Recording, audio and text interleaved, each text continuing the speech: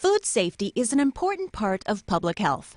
If the food we eat is not handled properly, it can make us very sick or in some cases kill us. This program will help you understand your role in keeping food safe and how to reduce the chances of making food that will get people sick.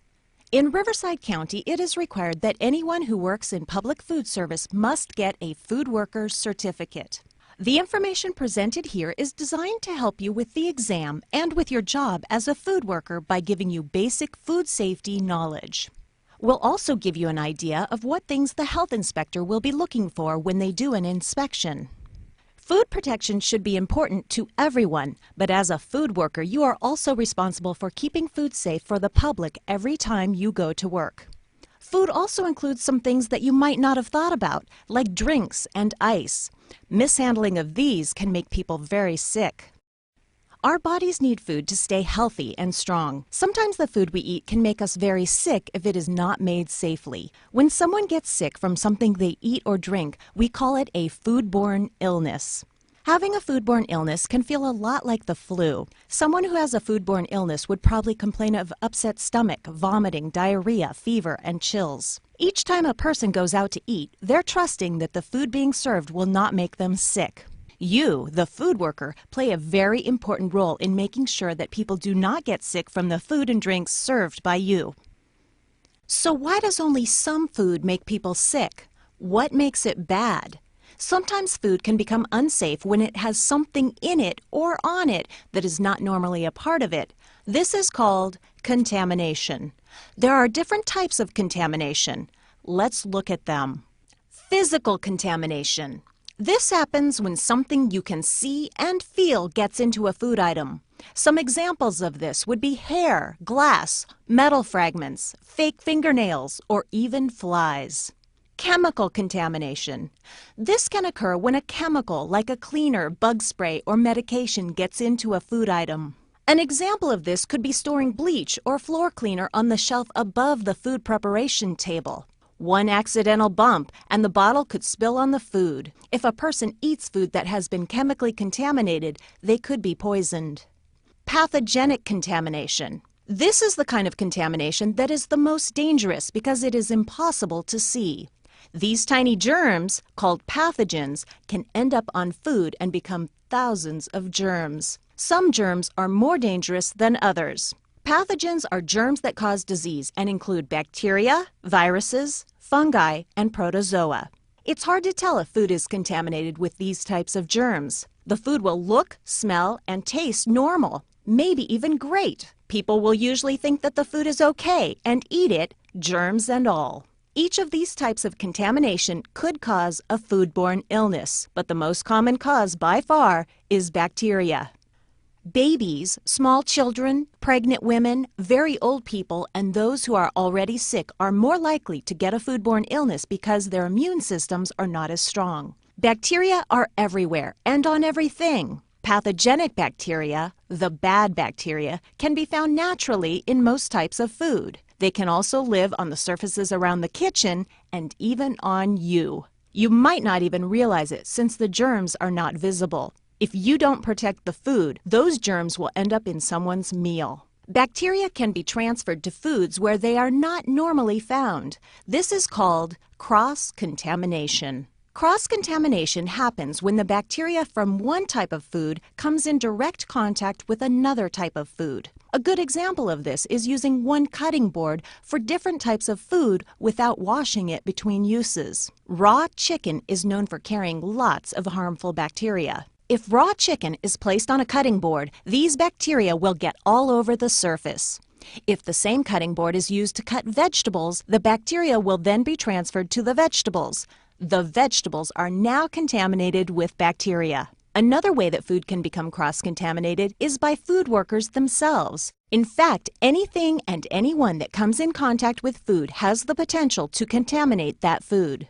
Most bacteria found in food can be killed by cooking, but cooking doesn't always make food safe. Some bacteria produce a poison or toxin that can also cause foodborne illness. These toxins are not affected by the heat of cooking. That's why you have to work hard to prevent bacteria and other contaminants from getting into the food in the first place. We are all sources of bacteria, and there are many ways that food handlers can contaminate food. Good personal hygiene practices like daily bathing and constant hand washing are extremely important. Bacteria can be spread when food workers forget these rules and handle food the wrong way. Here is a list of things you can do to make sure that the food you are handling stays safe. Wash your hands. A lot. Don't wear jewelry. Keep fingernails short. Cover open cuts and wounds. Keep your clothes clean. Keep your hair restrained. If you are sick, don't work around food. One of the most important things you can do to prevent foodborne illness is wash your hands. Science has shown that when food workers frequently wash their hands with soap and warm water, most of the germs are removed and don't make it into the food. Remember, whatever your hands touch will end up on the food unless you wash them. Always wash your hands after using the restroom, touching your face or hair, sneezing or coughing, smoking, using chemicals or cleaners, and taking out the garbage. And before and after eating and working with raw meats, poultry, or fish. Before you wash your hands, find the sink that is for hand washing. Do not use food preparation sinks or dishwashing sinks to wash your hands. The hand wash sink should always have liquid soap and single-use paper towels or a hot air blower. It should never be blocked and needs to be easy to get to at all times. Did you know there's a right way to wash hands? Following these 6 steps can help make sure that you are doing your part in keeping bacteria out of food. First, turn on the warm water to a minimum of 100 degrees Fahrenheit and wet your hands under the running water.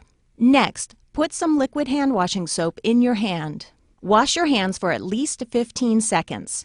It might be easy to time this by singing a song like Happy Birthday 2 times in your head or saying the alphabet slowly. Rub your hands together to make a lather, making sure to get in between all of your fingers and under your fingernails. Also, scrub the backs of your hands and all the way up to your elbows. When you have finished, rinse the soap off with warm, clear water. Dry your hands with a paper towel or hot air blower. Use the paper towel to turn off the water so you don't pick up more germs. Hand sanitizer is a great addition to hand washing but should never be used in place of it. After following the correct hand washing steps, you can use hand sanitizer before going back to food preparation. Wearing gloves when you make food is also a nice addition to hand washing but is not generally a requirement. Keep in mind that wearing gloves does not mean that you don't have to wash your hands. Hands should be washed before putting on a fresh pair of gloves and after gloves are taken off. Also, gloves should be changed as often as hands would normally be washed. Disposable gloves may not be reused.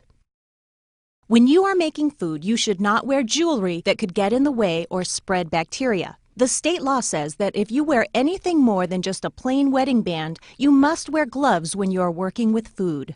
The reason for this is that jewelry has lots of small spaces where bacteria can hide. Food can become cross-contaminated if the bacteria from the jewelry touch the food. The same is true for fingernails. Nails should be kept clean, neatly trimmed, and filed. Food workers with long or fake fingernails must also wear gloves. Nail polish can chip off and fall into the food, so food workers should not wear polish unless they also wear gloves. Every human being carries bacteria in their body. This means you can be a source of contamination if you are not careful. If you have any cuts, open sores, or rashes on your hands or forearms, you must cover them with bandages and wear gloves when working with food. If not, the bacteria, blood, or pus from your body can get into the food. You must wear clean clothes when working with food. Food that is spilled, splashed, or wiped onto clothing will let bacteria multiply. This bacteria could then get onto hands, equipment, or food. Wear an apron to cover your clothes and change it whenever it gets dirty. Also, don't wipe your hands on your apron or clothing. Remember, hand washing is the most important thing you can do. Long hair should be pulled back or worn inside a hat or hairnet so it doesn't fall into food.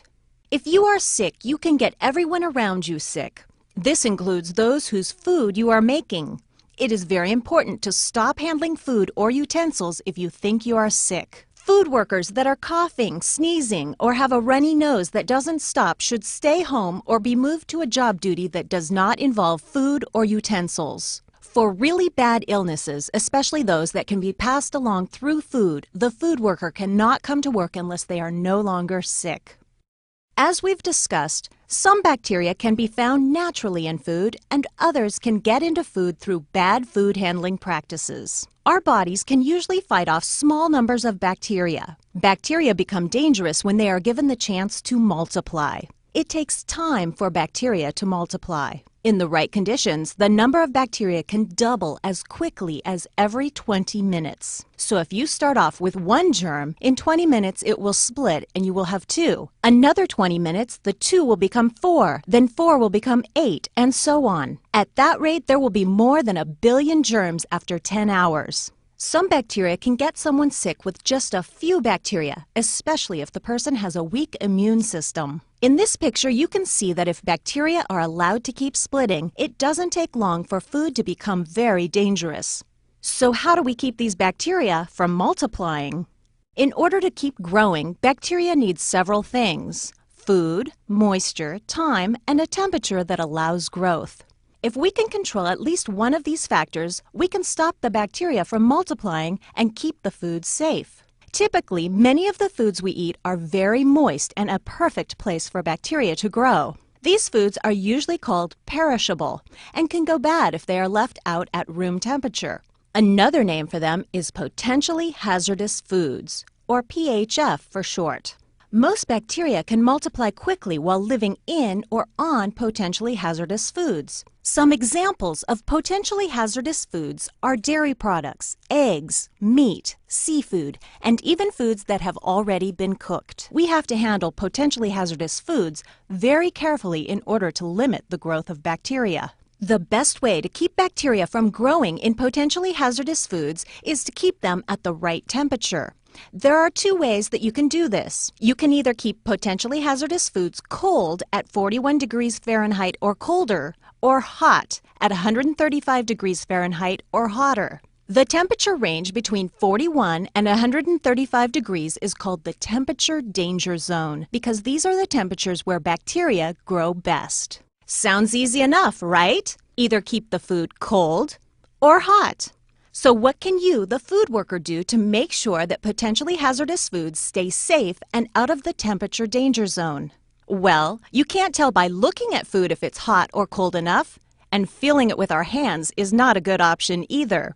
Thermometers are the only way to know for sure if the food is at a safe temperature. The place where you work should have thermometers on hand to check temperatures. There should be a thermometer in every refrigerator to make sure that the food inside is at 41 degrees Fahrenheit or colder. Keep in mind that refrigerator doors are opened and closed many times throughout the day. Each time the door is opened, some of the cold air comes out. In order to make sure that the food inside stays at 41 degrees or colder, the refrigerator should be set at a lower temperature, like 38 or 39 degrees Fahrenheit. It is also important to have clean probe thermometers so that you can check the temperature inside of both hot and cold food. The temperature inside of the food is most important and will be one of the main things the health inspector checks during their inspection. By cooking food to the right temperatures, most bacteria and other germs will be destroyed. This means that all parts of the food, even the inside, must reach a minimum of 145 to 165 degrees Fahrenheit, depending on the type of food. You can use a probe thermometer to make sure that you have cooked food long enough. Stick the thermometer into the thickest part of the food to make sure that it is cooked all the way through. Remember to clean and sanitize the thermometer between uses. Here are the minimum cooking temperatures and times. 145 degrees Fahrenheit for 15 seconds for raw shell eggs, broken for a single customer order and served right away. Fish. And single pieces of meat such as beef, veal, lamb, pork, or game animal. 155 degrees Fahrenheit for 15 seconds for hamburger or other meat that is chopped or ground. Raw shell eggs that are not served immediately for a single customer order or any other foods containing raw eggs. ratites, which are the bird's emu or ostrich, and injected meats that are injected with solutions for flavor or tenderness. 165 degrees Fahrenheit for 15 seconds for poultry like chicken or turkey. Comminuted poultry that is chopped or ground. Stuffed foods like fish, meat, poultry, ratites, or pasta. And stuffing that contains fish, meat, poultry, or ratites. Food that has already been cooked and cooled can be reheated and then served again. You must make sure that the food reaches 165 degrees Fahrenheit when it is reheated. Only after food has been cooked or reheated can it be placed in a steam table or other equipment for hot holding at 135 degrees Fahrenheit or above. Remember, the food must already be at 165 degrees Fahrenheit before it is put into the hot holding unit. You may want to save food that you have cooked so you can serve it again later. This is okay, but the food will need to be cooled to 41 degrees Fahrenheit quickly. This can be hard if you have a lot of food to cool. For example, if you have a large pot of hot refried beans and you put it into the walk-in cooler, the beans close to the sides of the pot will get cold quickly, but the beans in the center will stay in the temperature danger zone, sometimes for days. Food that stays out of temperature for a long time will grow dangerous levels of bacteria. This is why cooked food must be cooled quickly. You can take as long as 6 hours to cool hot foods down to 41 degrees Fahrenheit as long as they are cooled to 70 degrees Fahrenheit within the first 2 hours. There are several ways that you can do this. Large amounts of food can be split up into smaller, shallow containers. When cooling, food should never be more than 4 inches deep. Always use metal pans instead of plastic. Metal pans will help transfer the heat better so the food will cool down faster. You can also cool small containers of food by placing them in an ice water bath. When using an ice water bath, make sure that the container is pushed down into the ice water bath to the level of the food. If you don't, only the bottom portion of the food will get cold, allowing germs to grow on the other parts of the food. It will also help if you stir the food while it is in the ice water bath so it cools down faster. Another way to help food cool down faster is using chill paddles. Chill paddles are hollow plastic paddles that you can fill with water and then freeze. Once frozen, you can stir the food with the paddle and it will help cool the food from the inside out. And finally, some facilities use special equipment that cools foods quickly, like a chill blaster. No matter which method you choose, use a probe thermometer to make sure the temperature is dropping in the right amount of time. It is always a good idea to keep written records of how much time it takes the food to get to the proper temperature. Did you know that there are only 4 ways to thaw food to keep it out of the temperature danger zone? You can thaw food while you are cooking it. An example of this is soup or stew. When you put frozen vegetables into the soup pot, they will thaw while the soup is being cooked. The best way to thaw food is in the refrigerator. This will take some planning because it will take a lot of time for the food to completely thaw. The good thing about using a refrigerator is that the temperature will never get above 41 degrees Fahrenheit as long as the refrigerator is working. Another way to thaw food is in a clean preparation sink. The sink should be filled with cool water so the food is surrounded. The faucet should be turned on so that the cool water is running over the frozen food. The cool water will thaw the food and flush away particles, but won't allow it to reach dangerous temperatures. The last way you can thaw food is in the microwave. This is a very fast way to thaw food. If you choose to use the microwave to thaw frozen food, keep in mind that the food needs to be used as soon as it is done defrosting. Do you know the difference between cleaning and sanitizing? Cleaning is the same as washing and rinsing. Washing and rinsing gets rid of the leftover food and grease. Sanitizing kills the germs. Items need to be washed, rinsed, and sanitized after every use, and sometimes more often. Utensils that are used for serving or cutting all day should be cleaned at least every 4 hours. In order to wash the dishes by hand, you need a 3-compartment sink, which is one large sink area with 3 sinks in it. 3 compartments are needed so that you can wash, then rinse, and also sanitize the dishes and utensils. There are 4 steps to make sure that the dishes, silverware, cooking utensils, and other food contact surfaces are safe to use. The 4 steps should be done in this order because if done incorrectly, germs might survive and people could get sick. Step 1 is dishwashing. Dishwashing is a very important part of food safety. After you scrape all of the food and trash off of the dish, wash it in hot 100-degree Fahrenheit water. This will take place in the first compartment of the 3-compartment sink. You can use regular dish soap and some sort of tool that will help you scrub the dish like a brush or a cloth. Step 2 is to rinse with warm water in the 2nd compartment to remove all soap and bubbles from the dish. After the dish is rinsed, it should be placed in the 3rd compartment for Step 3. Step 3 is sanitization. The 3rd compartment should be filled with water and one of the approved sanitizers, either chlorine bleach, quaternary ammonia, or iodine. The dish should be placed under the sanitizer water for 30 to 60 seconds, depending on what type of sanitizer you are using. If you're using 100 parts per million concentration of chlorine bleach, you will need to soak the dishes for 30 seconds. For 200 parts per million concentration of quaternary ammonia, the dishes should soak for 60 seconds. If you're using 25 parts per million concentration of iodine, the dishes should soak for 60 seconds. If you sanitize using hot water at 171 degrees Fahrenheit, the dishes should soak for 30 seconds. Step 4 is air drying.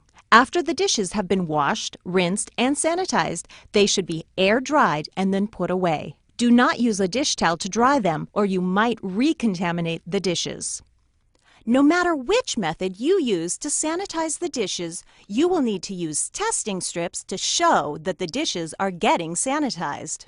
There are special testing strips to use with the different kinds of sanitizers. When they are dipped into the sanitizer solution, the strip will change color depending on how much sanitizer is in the water. The testing strips for chlorine sanitizers start out white and change to a bluish purple. You can compare the color to the key on the side of the container. This will tell you how much sanitizer you have in the water.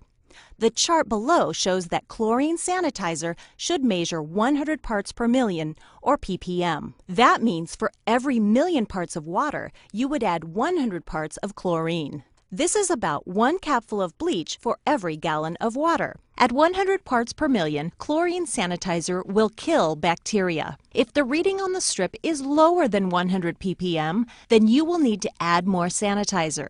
If it is higher than 100 ppm, then you should add more water.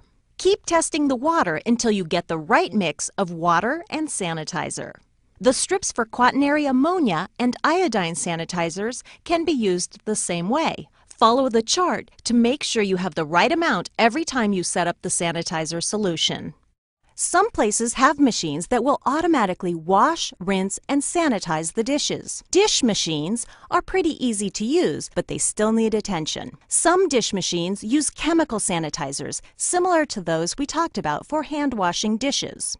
Other dish machines use very hot water to sanitize dishes. These high-temperature dish machines should have some type of built-in thermometer to measure the temperature of the water. When it reaches the plate, the water should measure 160 degrees Fahrenheit. Dish machines need to be checked every day to make sure they are working.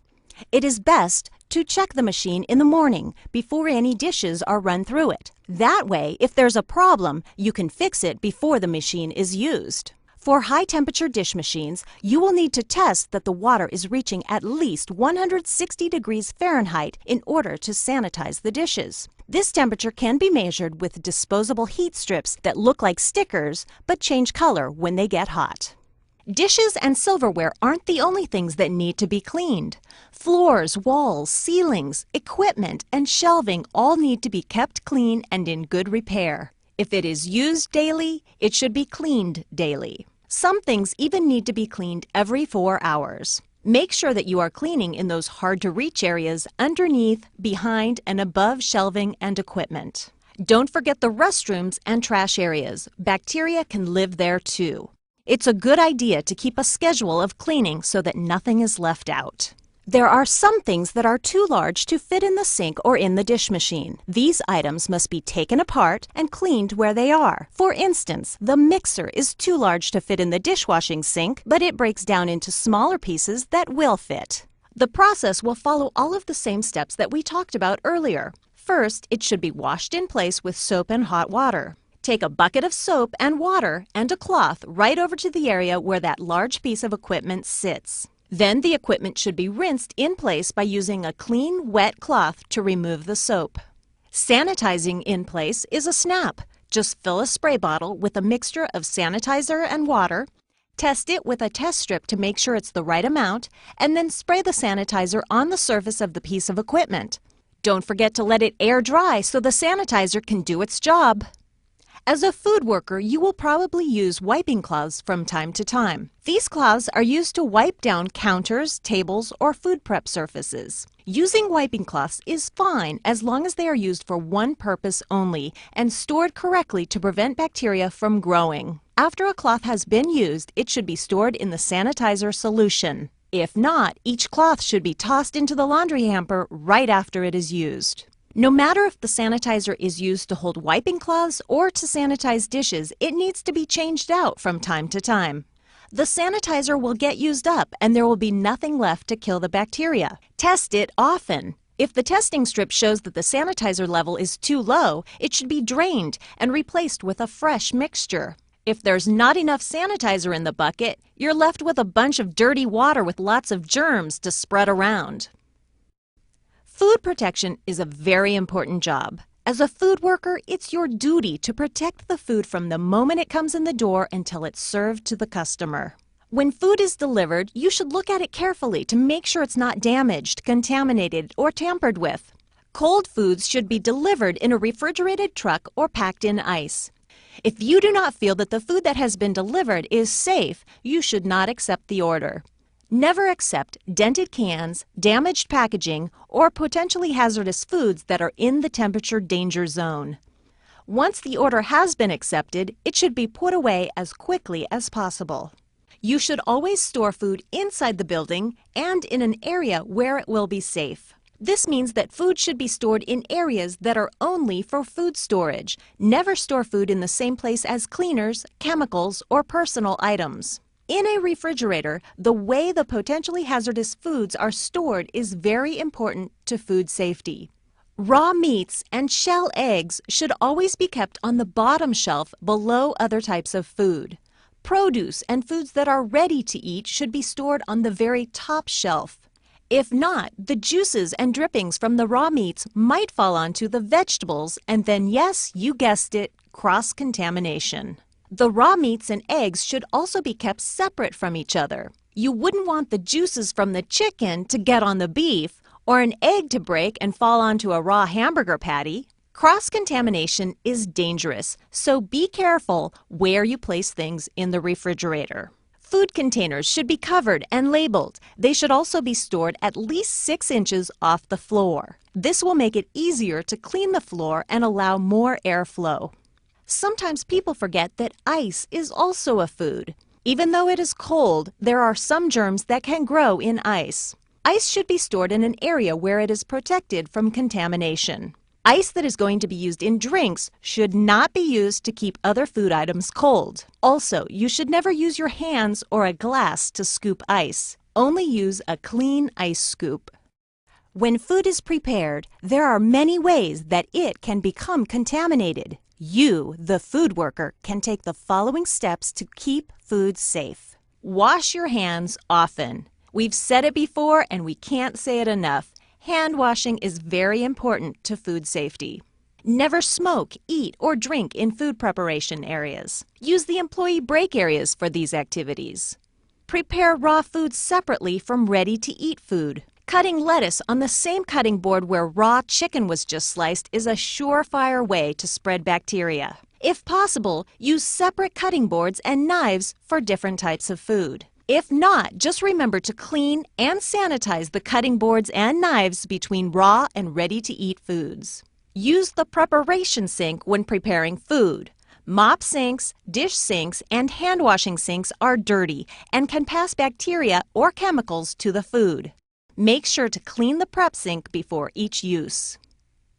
Put chemicals and cleaners in an area away from food and utensils. An accidental spill could cause a chemical contamination. Also make sure that all of the cleaners have labels that can be read easily. If the cleaner is put into a spray bottle, make sure that the name of the cleaner is written on the outside of the spray bottle. Never use containers that once held food to hold toxic chemicals, and don't use toxic containers to hold food. The light bulbs in the areas where food is made should be shatterproof or have some sort of protective shield around them. That way, if the bulbs break, the tiny pieces of glass will not fall into the food. When you are making food, follow good hygiene practices. You need to be careful that things like fingernails and hair don't make it into the food. When you serve food, try to use a utensil like a spatula or spoon. When you pick up plates, glasses, or silverware, make sure that you don't touch the part that will touch the customer's mouth. Leftover food should never be served to other customers. If the food has been served once, it should not be served again. Even if the customer didn't touch their food, it has to be thrown away. Only unopened, packaged foods like crackers and condiments can be restocked. All food made for the public must come from an approved source. An approved source is a place where the food is made that has been inspected by the government. Food for the public cannot be made in a private home because private homes are not inspected or regulated in any way. Basically, there's no way to tell if the food is safe. Make sure that all food deliveries come from an approved source. Always keep the invoices and receipts in case the inspector needs to see where the food came from. Sometimes people like their food not fully cooked, and some food items are not meant to be completely cooked, like raw sushi and hollandaise sauce that is made with raw eggs. It is okay to make the food the way the customer wants it as long as they know that it is not fully cooked. If the customer orders the food undercooked, it is safe to say that they know what they are getting. But if the food they order is made with raw or undercooked ingredients, then they need to be told either directly or in writing on the menu. Rodents and insects can spread bacteria and contaminate food. These pests are very difficult to get rid of. The best thing you can do is keep them out in the first place. Keeping doors and windows closed or screened will stop the pests from getting inside. Flying pests like houseflies can be kept out by putting air curtains above the doors. Air curtains are machines that blow air downward at a high speed. Air curtains should turn on automatically whenever the door is open. All doors should automatically close completely. A good rule of thumb is to look for light coming in the cracks around the door. If light is making its way inside, chances are the pests are too. Rodents and cockroaches can flatten themselves and squeeze through very small openings. So how do you know if you have pests? Look for the common signs. Rodents will leave gray or black rub marks along the walls or shelves. They also leave droppings that can be seen easily. Cockroaches leave droppings that look a lot like pepper. Both rodents and cockroaches usually hide during the daytime, so you might not see them. If you do see them during the day, there's a good chance that you have a really bad pest problem. If any of these pests have found their way inside the facility, there are some things you can do to get rid of them. Don't leave food out, and make sure that all packages and containers are sealed tightly. Clean up the kitchen before you leave so that there are no food scraps for the pests to munch on. Fix any leaking plumbing and make sure that drains are not clogged. Like us, pests cannot survive without water. Keep things clean and organized. Piles of junk and unused equipment make a perfect place for pests to sleep and breed.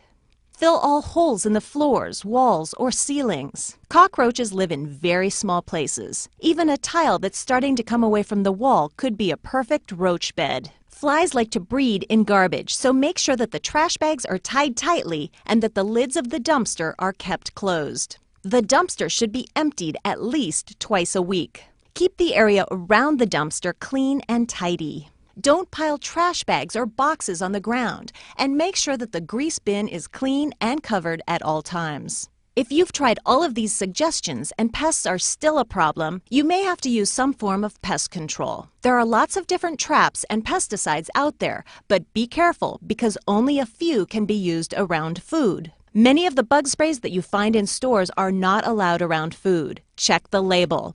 It should say that the product is approved for use in a food facility. You can also hire a professional pest control company to help get rid of the pests. There are many different companies that you can use as long as they use products that are safe when used around food. You will see a lot of different signs posted in places that make or serve food, but there are 5 that are required by law. A sign should be posted next to each hand-washing sink to remind food workers to wash their hands before returning to work. There should also be a sign posted in the dining area that tells the customers if there is no restroom available for them to use. A no smoking sign should also be posted in the dining area. At each health inspection, the facility will be graded on food safety and illness prevention. The inspector will post a letter grade of A, B, or C in a place that can be easily seen by the customers. This grade card may not be moved, damaged, or covered up. Only an employee of the Environmental Health Department can take the card down once it has been posted. And the final sign is a public notice telling customers and other members of the public that they can ask to see a copy of the last environmental health inspection report at any time. It is against the law to refuse to show them the report. As a food worker, you have a huge responsibility to keep food safe. Customers are depending on you to protect the food they eat. Here's a recap of the most important things you can do to prevent foodborne illness. Wash your hands often with soap and warm water. Don't handle food if you are sick. Keep potentially hazardous foods at 41 degrees Fahrenheit or below, or at 135 degrees Fahrenheit or above. Cook meats, fish, and eggs all the way through. Cool potentially hazardous foods as fast as you can. Wash, rinse, and sanitize food contact surfaces and dishes. Only use food from approved sources. As an employee of a food facility, you are a first-line defender of our nation's food supply. In this day and age, the threat of an attack that is meant to kill or make people sick is very real, and we need to work together to protect ourselves. Since an act of intentional food contamination has the potential to affect a massive number of Americans, it is very important that every food worker does their part in defending the food they are serving to the public. A lax attitude towards food defense can leave a facility open for attack. Facilities where employees are not paying close attention to what's going on around them are most likely to be targeted. To encourage food workers like you to take an active role in food defense, the FDA, CDC, and USDA have created the Employees First program. This program was designed as a training tool to teach employees to be more aware of food defense and how to prevent intentional contamination of the food they prepare and serve. Remember FIRST and what it stands for. You can make a difference in your facility and help keep this country's food safe. Employees are the first line of defense. Follow company food defense plan and procedures. Inspect your work area and surroundings. Recognize anything out of the ordinary. Secure all ingredients, supplies, and finished product. Tell management if you notice anything unusual or suspicious. For more information on Employees First or any other questions regarding this food worker program, contact your local environmental health office by calling 1-888-722-4234 or visit our website at www.rivcoeh.org. Glossary of Terms. Approved source. Where food that is sold or given away to the public is made. Approved sources are regulated by the government and inspected for food safety. Bacteria. Germs that are found in and on food that can make you very sick. Contamination. When something dangerous gets into food. Cross-contamination. When germs are transferred from a food or surface to another food. Foodborne illness. When someone gets sick from something they ate or drank. Pathogens. Bacteria, virus, fungi, and protozoa that can cause disease and sickness. Parts per million. Term that is used when measuring the level of the sanitizer. The number of parts of sanitizer that would be added to 1 million parts of water. Potentially hazardous foods. Food that can grow bacteria and must be kept under temperature control. Ready to eat. Food that will not be cooked. It is served to the customer to eat just the way it is. Sanitized. When the germs have been killed. Anything that comes in contact with food must be cleaned and sanitized before being used. Temperature danger zone. The temperature range between 41 degrees Fahrenheit and 135 degrees Fahrenheit. This is where bacteria will grow the quickest. Potentially hazardous foods should not be held at temperatures within the danger zone. Toxin. Poison produced by pathogens.